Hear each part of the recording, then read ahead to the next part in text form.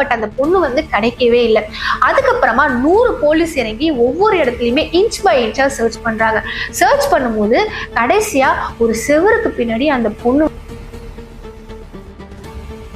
உடனடியாக போலீஸ் என்ன பண்ணியிருக்காங்கன்னா, அந்த பொண்ணை மீட்டு என்னென்னலாம் சேஃப்டி செக்யூர் அந்த பொண்ணுக்கு கொடுக்க முடியுமோ கொடுத்துட்டு ஹாஸ்பிட்டல்ல அந்த பையனையும் அந்த பொண்ணையும் அட்மிட் பண்ணியிருக்காங்க. தமிழ்நாட்டில் இப்படி தைரியமா இப்படி ஒரு இடத்துல பண்ணி தூக்கி போட்டுட்டு போன அந்த 3 பேரையுமே போலீஸ் வந்து வலை வீசி தேட ஆரம்பிச்சாங்க.